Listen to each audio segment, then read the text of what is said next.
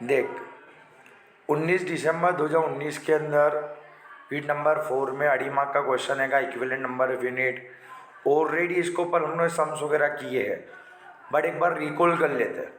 बराबर, number of equivalent unit का मतलब क्या होता है कि पर्टिकुलर पीरियड के अंदर एक्चुअली में कितने यूनिट बने, उसका बोलते हैं इक्विवेलेंट नंबर ऑफ यूनिट बोलते हैं। देख ये तरह क्वेश्चन दिया है, ऑपरेटिंग वर्किंग प्रोसेस 40% था, मतलब 40% यूनिट कंप्लीट हो चुके थे। ठीक है, इसका मतलब 40% तो ऑलरेडी काम हो चुका था, हमने खाली वर्क कितना किया है 60% किया है ये वाले टाइम के अंदर। तो 5000 यूनिट तो थे, पर 40% तो कंप्लीटेड थे ना। ठीक है, तो हम लोग ने खाली वर्क कितना किया 60% किया, तो 5000 के 60% अगर हम लोग करते हैं तो कितना आएगा 3000 यूनिट आएगा। उसी तरीके से अगर हम लोग बात करें तो इनपुट हम लोग ने नवे जो यूनिट है वो बनाने की कितना चालू किया 40,000 नवा बनाने का चालू करा, उसमें क्लोजिंग वर्क इन प्रोसेस 8,000 है। इसका मतलब 40,000 यूनिट हम लोग ने स्टार्ट तो किए थे, बट उसका अंदर से 8,000 यूनिट में हजू भी काम बाकी है। इसका मतलब कि 32,000 यूनिट जो भी वो हमारा क्या होगा पूरे का पूरा कंप्लीट हो चुका होगा।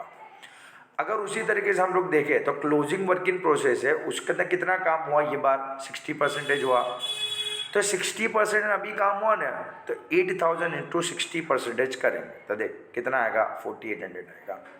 देख यहाँ पे 40% काम हो चुका था, तो हमने खाली काम 60% किया, जबकि यहाँ पे 60% काम हो चुका है, मतलब हम लोग ने 60% किया, क्लोजिंग है।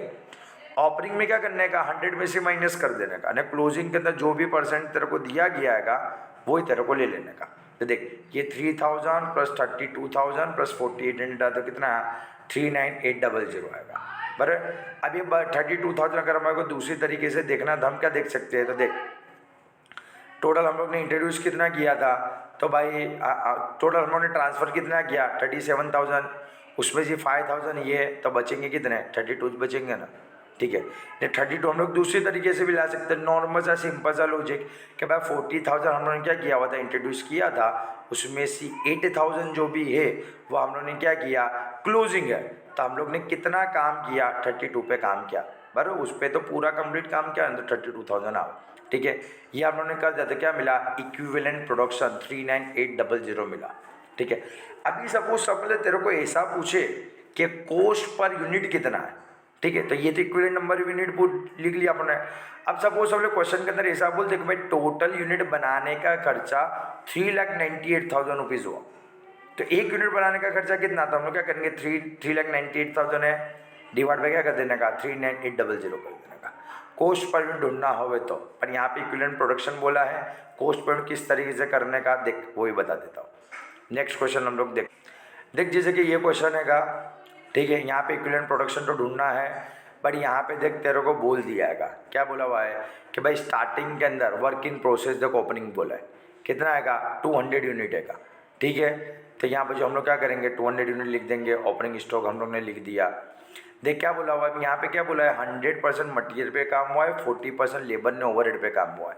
इसके पहले वाले एग्जांपल में नथिंग इज मिसिंग, ऐसा कुछ भी बोला नहीं था, हम लोग ने क्या करा सिंपल वे के अंदर सबको सोल्व कर दिया। बट यहाँ पे तेरे को बोला है मटीरियल लेबर एंड ओवरहेड के बारे में, तो हम लोग क्या करेंगे मटीरियल के लिए लेबर के लिए ओवरहेड के लिए अलग अलग बनाएंगे।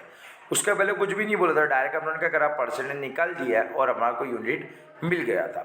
तो यहाँ पे देख क्या बोला हुआ है जो भी ओपनिंग वर्क इन प्रोसेस है वो 100% मटेरियल का काम हो चुका था, 40% लेबर और 40% ओवरहेड का काम हुआ था। इसका मतलब ये वाले टाइम के अंदर अभी जो हम लोग ने जो प्रोडक्शन किया मटेरियल इसका ऑलरेडी 100% हो चुका था, तो मटेरियल के ऊपर तो हम लोग ने कुछ भी काम नहीं किया होगा। बराबर, उसी तरीके से 40% लेबर और 40% ओवरहेड पे काम हो चुका था, इसका मतलब बचा कुचा 60% हम लोग ने वर्क किया होगा। तो 200 के 60% 120 आएगा एंड 200 के 60% 120 आएगा। बर ये ऐसा कब बनाना है जब तेरे को स्पेसिफाई किया हुआ हो इंडिविजुअल तौर पे तो, और ओपनिंग के लिए तो हम लोग क्या कहते हैं 100 में से वो परसेंटेज माइनस कर देते हैं। अगर मटेरियल 100% हो चुका था 100 में से 100 माइनस करूँगा तो आंसर तो मेरा 0 आएगा ना, 0 आया लिखूँ ना लिखूँ कुछ फ़र्क नहीं पड़ता। उसके बाद देख तेरे को क्या बोला हुआ है, तूने यूनिट इंट्रोड्यूस कितना किया 1050 यूनिट तूने इंट्रोड्यूस किया, उसमें तूने ट्रांसफ़र कितना किया 1100 तूने ट्रांसफ़र किया, उसका कोई लेवा देवा नहीं है। क्लोजिंग कितना है 150 है। 1050 यूनिट तूने इंट्रोड्यूस किया है और 150 यूनिट तेरा क्लोजिंग वर्क इन प्रोसेस है, मतलब उस पर काम होना बाकी है। 1050 में से 150 जाएगा, इसका मतलब 900 यूनिट तेरा क्या फिनिश गुड्स है। फिनिश गुड्स बोलते किसके, जिसके ऊपर 100% वर्क हो चुका है। पता 900 का 100% का तो 99900 आएगा, ठीक है। अच्छा, क्लोजिंग कितना है, तो क्लोजिंग का 150, तो क्लोजिंग लगा देंगे 150। कितना कितना वर्क हुआ है क्लोजिंग में, जितना वर्क हुआ है उतना ले लेना है। 100% मटीरियल का हुआ है, 70% लेबर का हुआ है, और क्या हुआ है 70% ओवरहेड का हुआ है। तो 100% मटीरियल, 70% लेबर एंड 70% ओवरहेड। तो 150 का 100% करेंगे तो 150, 150 के 70% करेंगे तो 105, और 150 के 70% करेंगे तो 105 आंसर आएगा, ठीक है। मतलब ये इक्विवेलेंट प्रोडक्शन मटीरियल का कितना हुआ 105, लेबर का कितना हुआ, ओवरहेड का कितना हुआ, ठीक है। ऐसा कब करना है, जब तेरे को ऊपर क्वेश्चन में इंडिविजुअल तौर पे बोल दिया मटेरियल इतना हुआ, लेबर इतना हुआ, ओवरहेड हुआ, तो इफ अगर कुछ भी नहीं बोला, सिंगल परसेंटेज बोला, जैसे कि हम लोग ने अभी रिसेंटली एक एग्जांपल में देखा, तो फिर कोई प्रॉब्लम नहीं है, बराबर है। हम लोग को क्या करना है, सिंपल जिस तरीके से तुम्हारे को पता है उस हिसाब से कर देना है। अगर फॉर्मेट में बनाना तो ये इनपुट बनेगा, आउटपुट बनेगा, यूनिट बनेगा, ना परसेंटेज बनेगा, ना बाजू में मटेरियल ऊपर नहीं लिखने का, यूनिट लिख देने का, ओवर फिनिश, बराबर है। अच्छा, अधिक यहाँ पे इक्विवेलेंट यूनिट हम लोग ने बना दिया। अभी भी जैसा हम लोग ने आगे कोस्ट के बारे में देखा था एक एग्जांपल, उसी तरीके से कोस्ट के बारे में देख लेते तो हम लोग करेंगे क्या, देख मटेरियल कोस्ट तेरे को पर यूनिट चाहिए तो क्या करना है, ये 1050 है डिवाइड बाय मटेरियल के साथ 1050, तो कितना आंसर आएगा 1। ये 2250 है डिवाइड बाय लेबर, ये प्रोडक्शन वाला है डिवाइड बाय प्रोडक्शन। तो देख ये 1050 डिवाइड बाय 1050 करूँगा तो आंसर 1 आएगा। 2250 डिवाइड बाय 1125 करूँगा तो आंसर 2 आएगा, डिवाइड करके चेक कर लो। 1125 डिवाइड बाय क्या करूँगा 1125 करूँगा तो आंसर मेरा कितना आएगा 1 आएगा। देख मिल गई है स्टेटमेंट कोस्ट पर यूनिट, सही है। अच्छा, अब मेरे को क्वेश्चन के अंदर अगर फॉर एग्जांपल के तौर पे मेरे को ऐसा कहते हैं, जैसे कि ये वाले क्वेश्चन में बोला है कि भाई क्लोजिंग स्टॉक की वैल्यू ढूंढ के दो, इसकी वैल्यू ढूंढ के दो क्लोजिंग स्टॉक। देख क्लोजिंग स्टॉक की क्या सिचुएशन है, तो क्लोजिंग स्टॉक में मटीरियल में है 150, यहाँ पे देखना है, ये नहीं देखना है।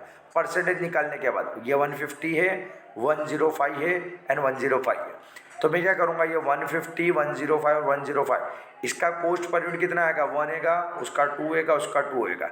तो मैं क्या करूँगा, देखिए 150, 105, 105 लिख दिया, 150, 105, 105, बराबर। कोस्ट पर यूनिट कितना आएगा 1 आएगा, 2 आएगा, 1 आएगा, तो 1 आएगा, 2 आएगा, 1 आएगा, मल्टीप्लाई कर दूंगा तो ये सबका मैं टोटल करूँगा तो मेरे को वैल्यू ऑफ क्लोजिंग स्टॉक मिल जाएगी।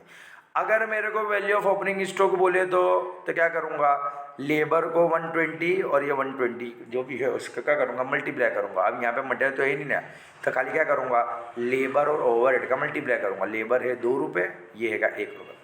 अगर मेरे को फिनिश गुड्स का बोला तो तीनों दिन में 900 है, तो 900 इंटू 1, 900 इंटू 2, 900 इंटू 1 कर सकता हूँ, या मैं डायरेक्ट भी कर सकता हूँ 900 इंटू 4। फिनिश गुड्स में मैं डायरेक्ट कर सकता हूँ, क्यों, क्योंकि वहाँ पे सबके यूनिट सेम है, ठीक है।